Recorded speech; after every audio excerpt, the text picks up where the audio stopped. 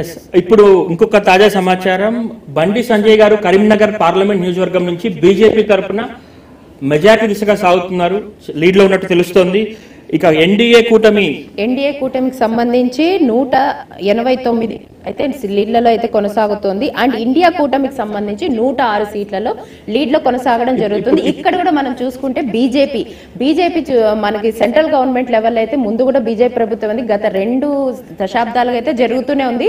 ఇప్పుడు కూడా మళ్ళీ బీజేపీని లీడ్ లోకి రాబోతుందా, నెక్స్ట్ ప్రధానమంత్రిగా మోడీ గారే రాబోతున్నారా అని అయితే ముందు ఫలితాలను బట్టి తెలుసు. ఇంకొక తాజా అప్డేట్, 205 స్థానాల్లో ఎన్డీఏ కూటమి లీడ్ లో కొనసాగుతోంది.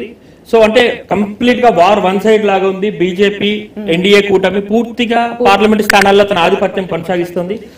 అండ్ నెక్స్ట్ మన అసెంబ్లీ స్థానాలు చూసుకుంటే టీడీపీ అయితే 3 స్థానాల్లో అయితే ముందుకు దూసుకెళ్తుంది.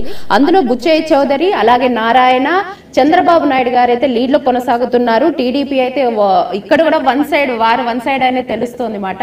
వైసీపీ ఎన్ని ఫలితాలు తీసుకుంది అనేది ఇంకా మనకు అప్డేట్ రావాల్సి ఉంది. మరి ఇక్కడ అసెంబ్లీ ఎలక్షన్స్ చూసుకుంటే ప్రజల్లోనూ అలాగే పార్టీ నాయకుల్లో అయితే తీవ్రత ఉత్కంఠ అయితే నెలకొంటుంది. ఇక్కడ చంద్రబాబు నాయుడు కూడా కొంతమందికి అయితే ఆంక్షలు విధించడం జరుగుతుంది, తన పార్టీ నేతలకు కావచ్చు అలాగే ఏజెంట్లకు కావచ్చు.